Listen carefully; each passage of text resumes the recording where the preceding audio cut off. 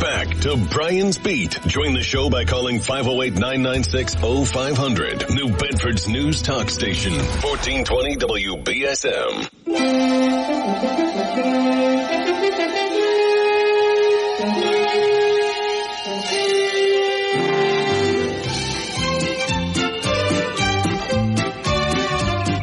Ravage the land as never before. Total destruction from mountain to shore.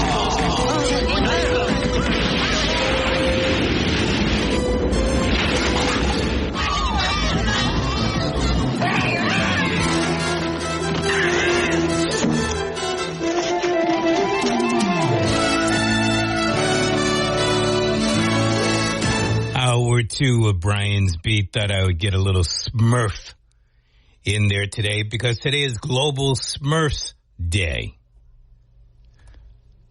I don't get it, but it is what it is. Let's see. Oh, did you listen to the ABC News? Apparently there is some type of revolt, armed revolt going on in Russia where this army guy is apparently trying to either take over for Putin or do something. And all I could think of, well, good luck to him. Boy, if they ever catch him, his goose is cooked. Really, you know? Do you think they bother with the trial? Do you think it's a fair trial? But at any rate, that's what's going on in Russia today. And during the news, one of our salespeople actually came into the building, and I was walking by, and I said hello to her, and I said, "What's going on?" She goes, "Oh, just catching up. I'm getting ready to go on vacation." And I asked her where she was going, and she said Portugal and a couple of other places. And I said, "Well, you're going to make a stop at Abolition Row Park?" And she looked at me, "What? Where?" So at least there's one other person not quite sure what or where Abolition Row Park is. The Brian's Beat quote of the day from author and psychologist Jim Loher. The most important story you will ever tell about yourself is the story you tell to yourself. All right. This came to my attention Wednesday or Thursday this week. Apparently, there's a movement underfoot in the city of New Bedford to put a ballot question on the November 2023 election ballot that basically calls for term limits of New Bedford city councilors. And that would be 4 consecutive election runs or 8 consecutive years.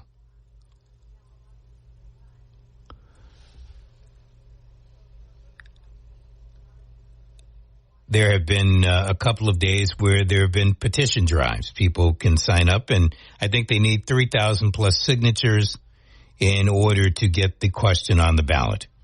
You may be interested. You may think that term limits is better than sliced bread. I don't think term limits is the problem. That's one thing. If I lived in the city of New Bedford, I'm going to give you a couple of reasons why I would not sign this particular petition. One, it limits to 8 years the amount of years consecutively counselors can serve. I think 10 would be a good number. This is me, you know, they call it nitpicking, call it whatever you want. Most importantly, since I'm not in favor of term limits, as in some type of election law, term limits, why would I want, you know, people vote their own self-interest. When you go to the polls, you're voting for John Q or Jane Q to be your representative because you believe that John or Jane will best represent you. You're not thinking about how John or Jane is going to represent your next door neighbor, the person 3 blocks away, the person up in Andover, wherever. You're thinking about you and your family's best interest. Nothing wrong with that. That's why we have the vote. So, there may be people who genuinely believe that eight years is not enough, that 12 years is not enough, and that's why they vote for that particular person. No arm twisting. They just believe that nobody could do a better job than this person. That's why I keep on voting her or him into office.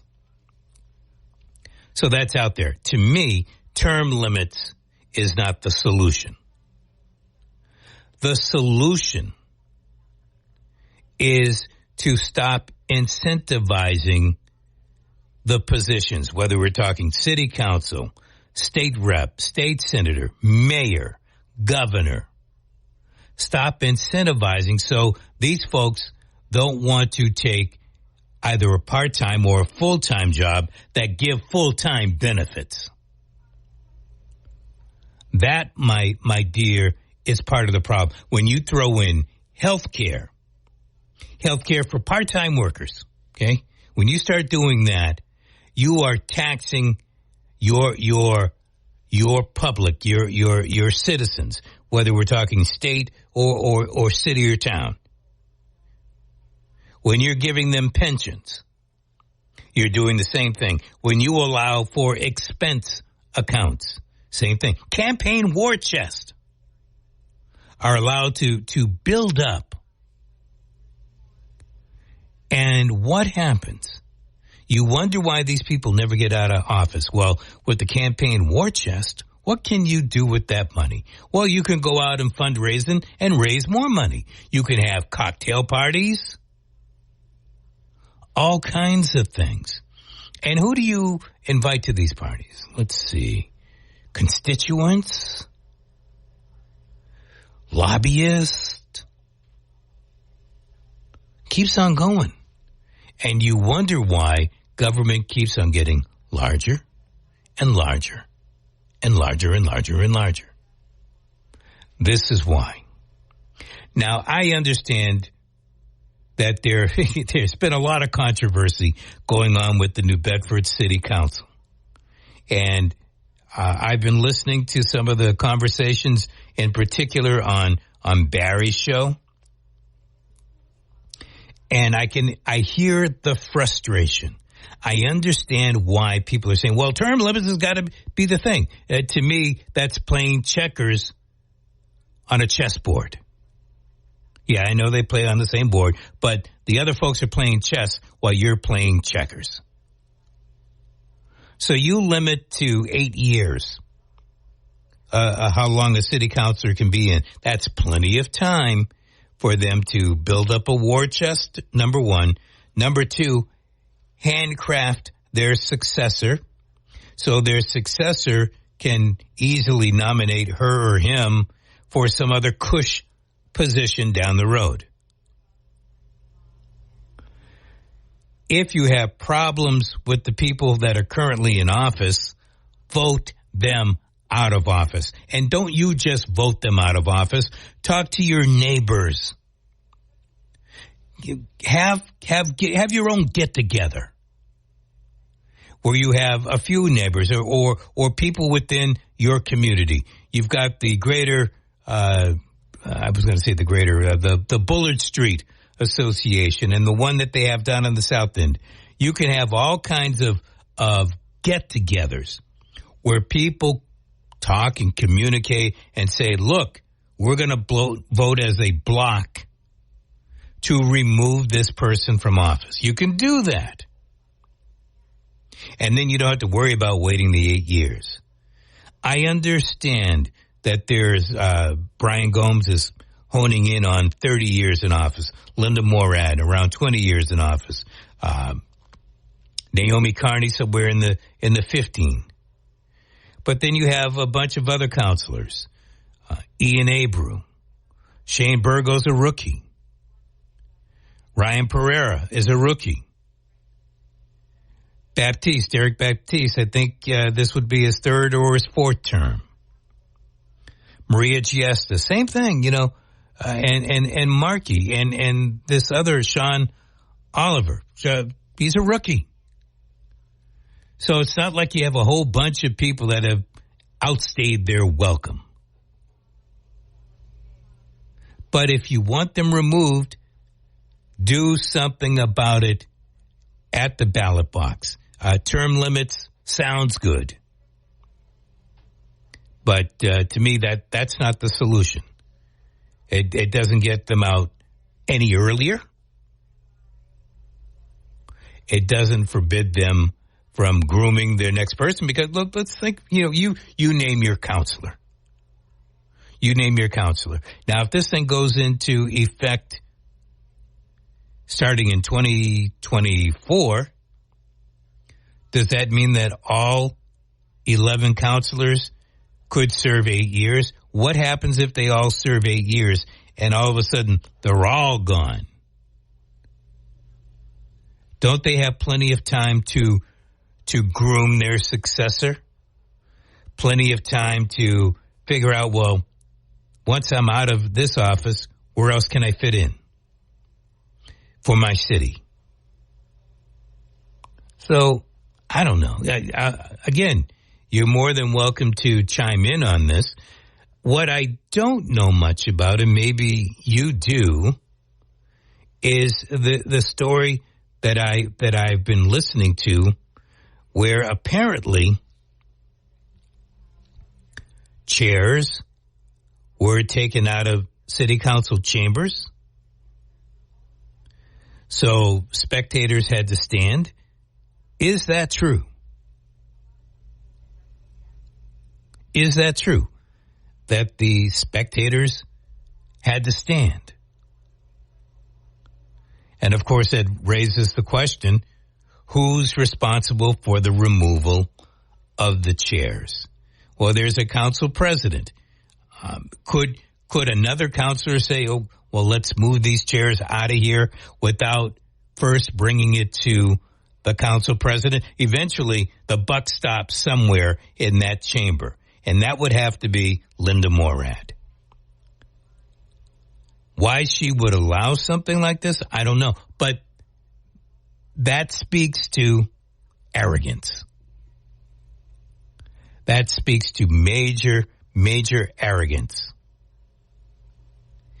And more to that point, it also generates a feel that you, the people, the voters, the taxpayers of New Bedford cannot do anything about it because we are that much more powerful than you are. Is that what you want? And if that is the case, do you want to wait an additional 8 years to get that person out of office? 508-996-0500 to get onto the program today. The other thing that this ballot measure doesn't do, it does not allow a ward counselor who is, let's say the ward counselor has served for 6 years. Okay? Ward counselor served for 6 years. Here's a classic example. That might be someone like a Scott Lima. Scott Lima apparently has pulled papers to run for at-large New Bedford City Councilor after being a Ward 5 counselor for 6 years.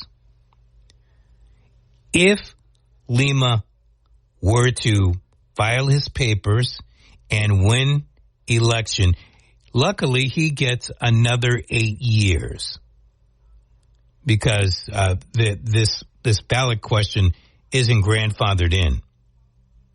But starting in 2024, if the measure passes, and Scott Lima had been a ward counselor for 6 years, he could only be a citywide councilor for 2 years. Because what this ballot question doesn't do, it doesn't allow for a progression to higher or lower office within the city. It also, and this might be due to other things that are going on as far as ballot questions are concerned, it does not play out with the mayor. So in other words, you can stop the councilors, but you can't stop the mayor. Well, the mayor is mayor's in there for 10, 12 years already? I believe he was elected in 2011. So if he runs again, he'd be going for years, 13, 14, and plus it's a 4-year term, so 15 and 16? It doesn't stop the mayor. And I think that if you're going to do term limits for the city council, you should also do term limits for the mayor. Again, I'm not for term limits, but I'm saying, you got to pretty much do it across the board for your citywide elected officials. My thought process on that, but because those things aren't included, or in some cases could not be included in the ballot question, is the reason why I would not sit down and sign on the ballot question, never mind voting to have it come to fruition. Let's hear from you. 508-996-0500. Thank you for your patience. Good morning. Hey, Brian. Good morning. Do you mind if I go off topic for a little bit? Why do you want to do that to me? Because I just want to pick your mind. It's because I know you think out of the box. So you're buttering me up. No, I'm not. Go ahead. Go ahead. Honestly. You are, but that's okay. I haven't watched the news lately, but last night I turned it on for a split second, so I watched a little bit of propaganda. And which one? MSNBC? All stations. Okay. All stations. I don't really follow the news here like in America anymore. If I want to get what's happening here, I have to go overseas, really. But anyway, I think what's going on, I find it very curious how now, I guess Russia, there's an attempt coup going on. Yeah, I brought that up just a little while ago. Oh, you did? I'm sorry. I've been in and out. So, first thing that came to my mind, I think the CIA is hard at work. Backing a dissenter? I think this has been going on for months. I think it's the United States involved in this coup right now. It totally makes sense because it's regime changes. What's going on is geopolitics, because I'm 52 years old, Brian, and I've been really thinking about this. My whole life, every presidency, we're in some kind of foreign entanglement. The only time we weren't was when President Trump was trying to get people out of wars, and we were successful. Even when Obama became president, it wasn't his fault. He was stuck with Afghanistan and Iraq. But he didn't try to get out of it. He made it even worse. So what I'm trying to say is, every president, no matter what party, is geopolitics. It's about world power, and I'm trying to think why that part of the world. I've saw some articles how they got a high source of minerals in the Ukraine. And the other thing is the breadbasket all of Europe. So just like China is trying to take control of the food sources around the world, America might be trying to do the same thing. So I don't know what's going on, but I'm picking your brain, Brian. Do you think this is like out of the blue, that this is actually Russia itself, the people of Russia doing this coup in the military? Or do you think our people are in there organizing, helping it, provoking it? Because you know very well our country has a history of doing this. This is not... Wouldn't be the first time, won't be the last. Yes, they've done it in Central America. They've done it in Asia, in Vietnam. Afghanistan. Iraq. So it's been known. And they tried Iran, but it failed miserably.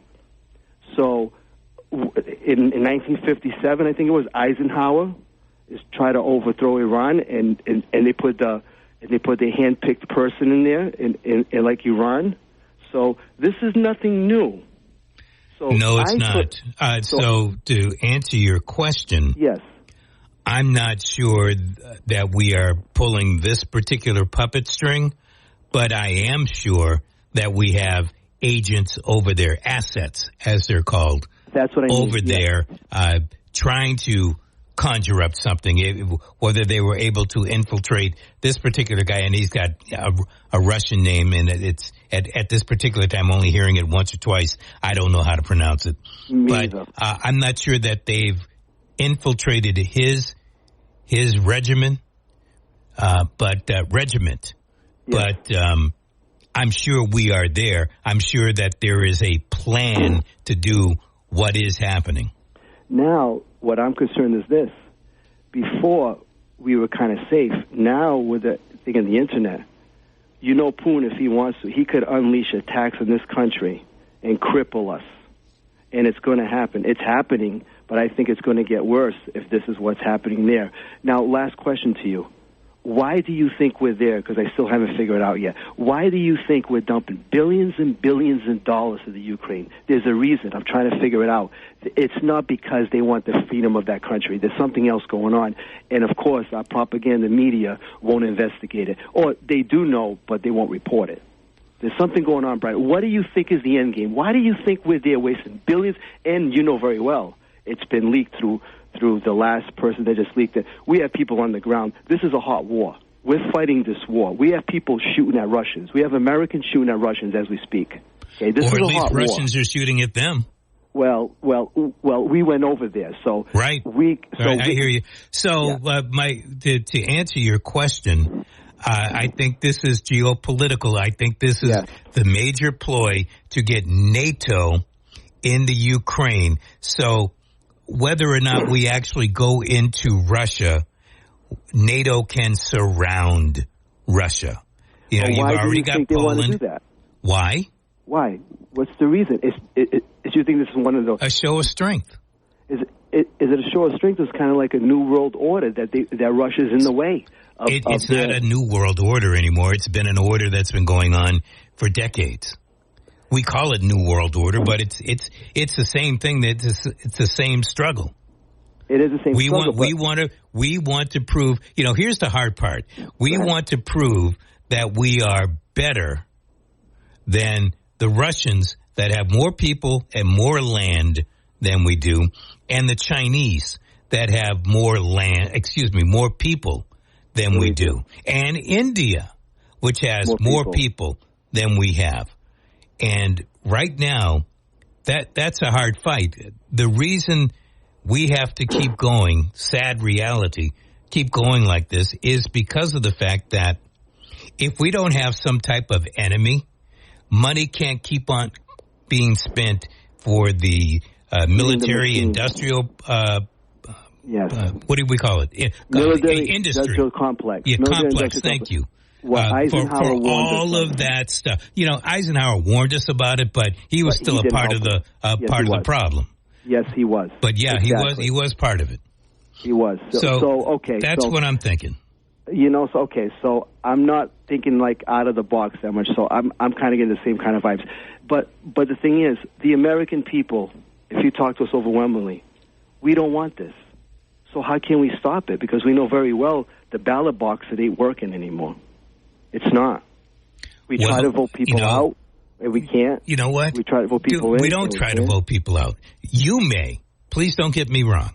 Yes. Okay. Not enough people try to vote folks out. That's true, too. That's true. But they got you distracted with the phones and with the social media and with the Kardashians or whoever's the stupidest person on TV lately. They're gonna like gerbils. Like gerbils on the wheel. Good one. Gerbils on the wheel. Good one. All right, man. Hey, thanks for the call. Care, I do appreciate it. 508-996-0500. Hello. Good morning. American people don't want that war. Do not want that war over there. I think one of the reasons why we're over there, too, is because Ukraine has, out of 120 minerals in the ground, over 100 in the ground. Ukraine does. It's a very wealthy country in that regard. Two is Europe's not happy with us because Ukraine is the fourth highest producer in the world of wheat and grain. I believe it's grain that the European and Africa, which is having a starvation famine over there now, rely on Ukraine. And now you got this crap going on. Voting does not work in this country anymore. It's broken. And that's the way I look at it. I know people that are over in Poland now, and they're just kind of, I think we're just waiting to go big time in war over there.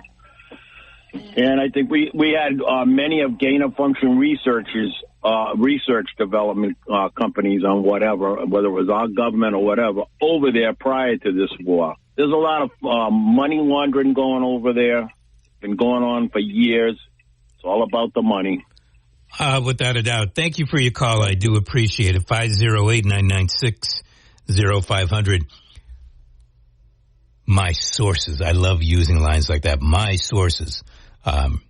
Some professors who are really into all of this kind of stuff have told me, such as to believe that monies that we have sent over to the Ukraine have then been funneled to go down to Africa. Some of the weapons that we have been using in the Ukraine have also made their way to the African continent. Why? I think that is a question that needs to be answered. Why, if we are supposedly backing Ukraine, why is that stuff being funneled to Africa, and to whom in Africa?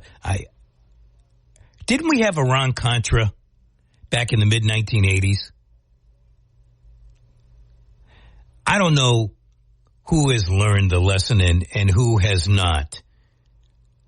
But if you forget about it, ding dong, it can easily happen again. Hello. Good morning, my friend. Good morning. Just about the time you came on the air, I saw a post from a member of the Livesey Club.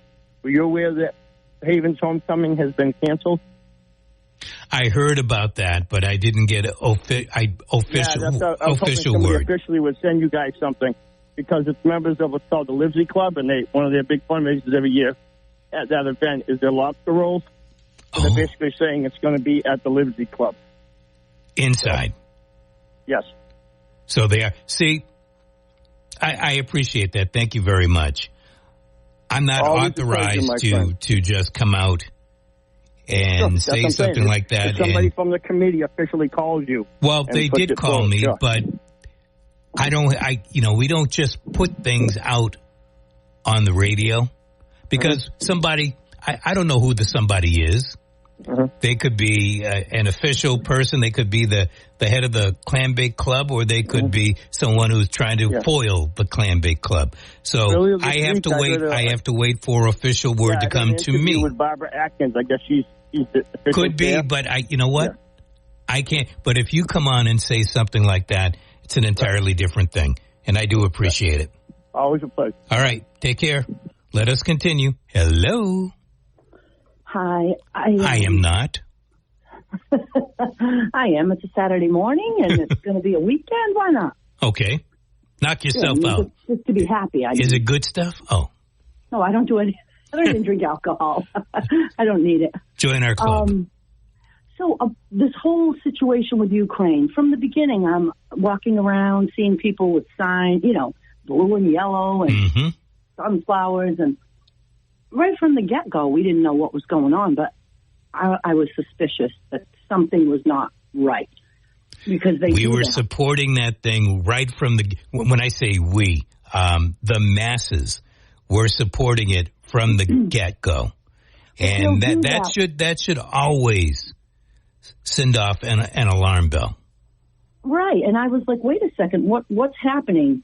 What is going on behind the surface? I don't feel. From wars 100 years ago till today, we don't know. We do not know what ultimately brought us to this war.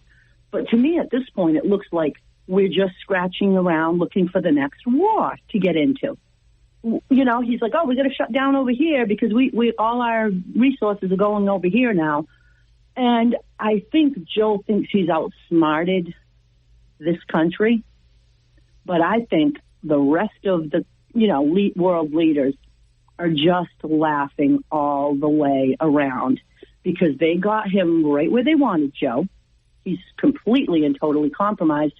But they've also, the people in the United States go around thinking we're the world's dominant power. And they've strategically placed all the pieces. So it'll be sad to see what happens if it comes to us fighting. Us fighting whom? A world war. Because the way the pieces are moving around the world, I feel like the powers that want to dismantle this country are already working together. Joe's got his glasses on. He doesn't see what's going on. It's literally either he's contributing deliberately to this, he thinks he is, but I think it's like they're coming over here with piles and piles of fentanyl. This country decided we should get people out of the first responders and military and teaching because they won't take a vaccine. Then fentanyl's killing the whole generation that would be military fighters. Maybe not the upper echelon of the military, but the actual infantry.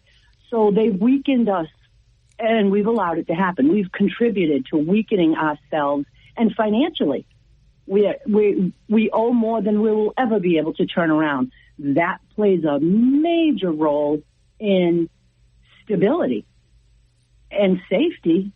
So I feel like there's way too many pieces, and then you've taught children to hate the country in the schools. So it's been a process going on for so long now that I am just, I'm grateful my son's out of the military. I feel horrible for some of my nieces and nephews that are still in, but I feel like it definitely will come to a head sooner than most people realize. So I hear you loud and clear. The question that I'm going to ask is a question I often ask, and people run away, but I'm going to ask you anyway. So what are you going to do about it? I try to, I do not try to focus as much attention as maybe I should on international policy because, American foreign policy, because I feel as though I do not know, honestly, how to dig below the surface. And I feel like you can study history of wars and still not get the real reason we were involved, the real goals, and what was accomplished. I feel like it's a very murky, it's like trying to study your own science. Right away I was like, what is going on? They're shutting down the world. Something's not right. I'm one of the only people I know, honestly. Sure, but again, what are you going to do about it? If the poop hits the fan, what are you going to do? I'll be honest with you. I still continue to go to church. I think I'm trying to get the perspective from the Bible of what God plans for this world, because I don't honestly trust any world leader, not just the other countries. I am really leery now of this country. So I believe there is a big plan. And I believe no matter what goes on, all kingdoms will fall. I honestly believe that. I do feel horrible for people today that would be joining the military. But I do not think we are in a position to win a war. We're not. All right. Well, thank you. I appreciate your call. 508-996-0500. We all have our thoughts pro, con, Ukraine. But as I asked the question, if the poop hits the fan, what are you going to do? If troops from other countries start coming here, what are you going to do? If the dollar has a massive crash, what are you going to do? If the mayor or the town councils can't help you out, and somebody's saying, okay, you got to move out, you no longer own your property, what the heck are you gonna do? if you are still employed, and all of a sudden you get a phone call from your supervisor who got a phone call from his or her supervisor who got a phone call from the main boss saying, we're closed down effective now. What the heck are you going to do? Welcome back.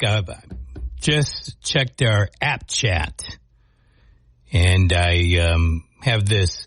I do believe Abolition Row Park will become an integral part of Frederick Douglass's legacy in New Bedford.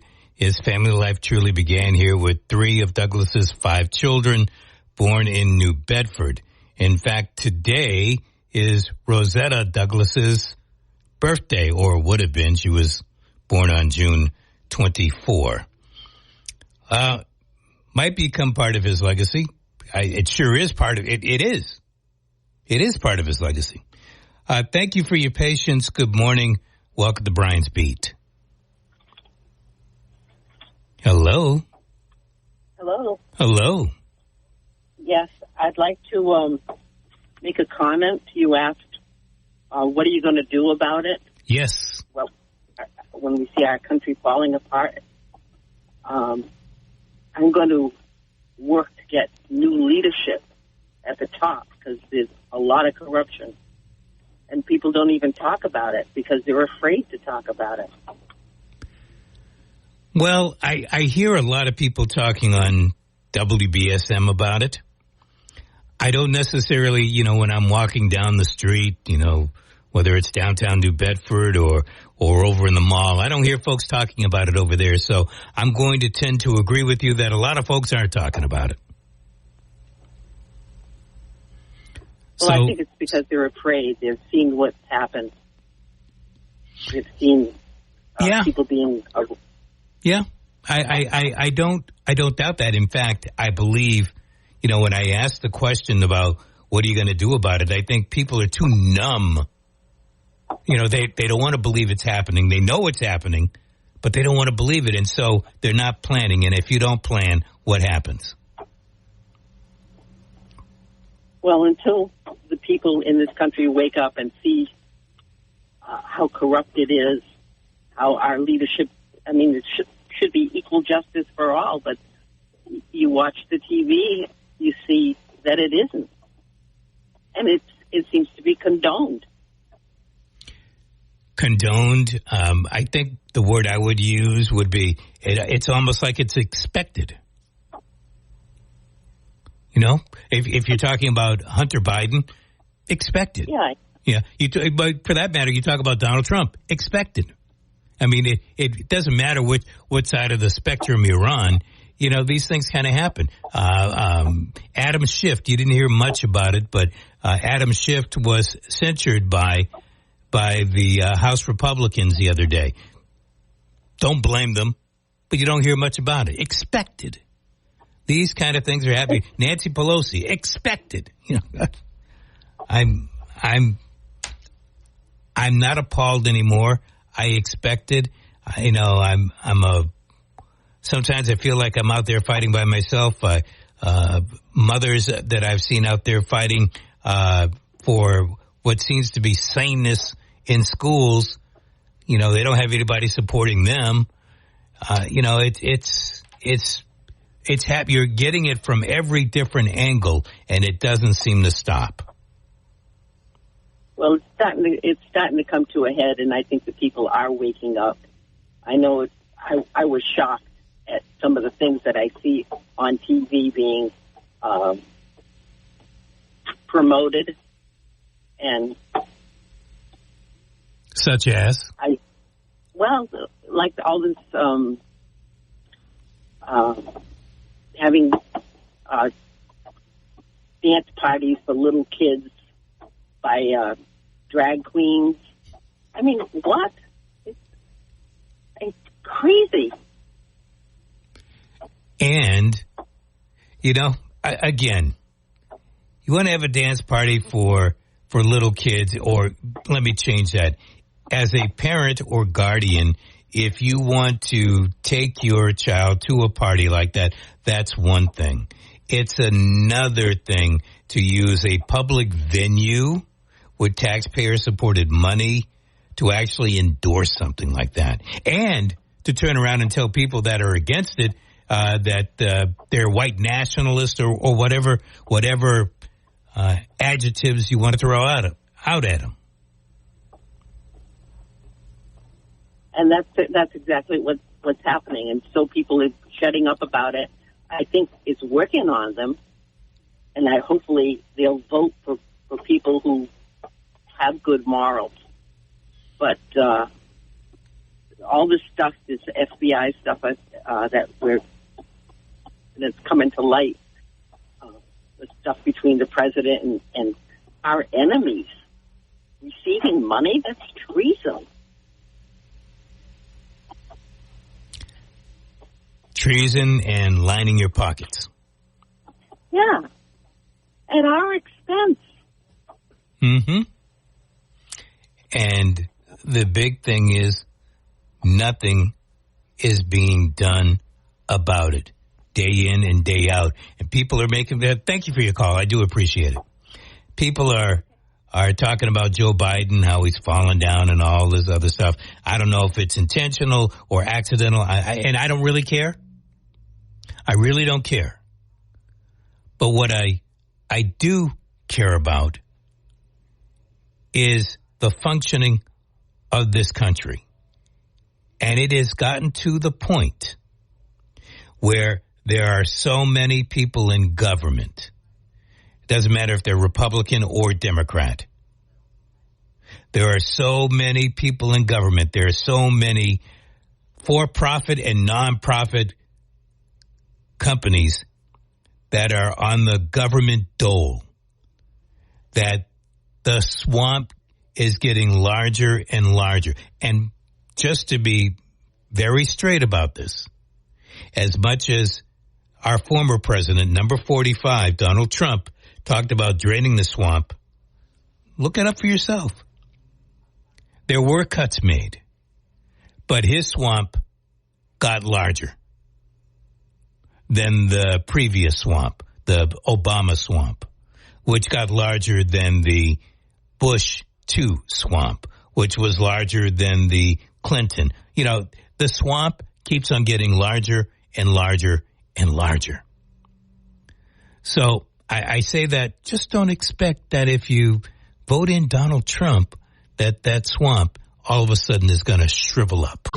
Well, if you are looking for something to do today after your trip over to Abolition Row Park, you might want to head in the car and go down to Hyannis for the Chloe Cole story. She's been touring the country, sharing her personal adventure with how she was sucked into the gender ideology craze, what it cost her, and why she has now detransitioned. It's the Teens Against Gender Mutilation event happening today, rain or shine, in Hyannis. On Main Street. That should be very interesting. Pittman carries you for the next couple of hours. I'm Brian. It's been a pleasure, as always, on a Saturday morning. We will do it again next Saturday. Same Brian time, same Brian channel. Adios, amigo.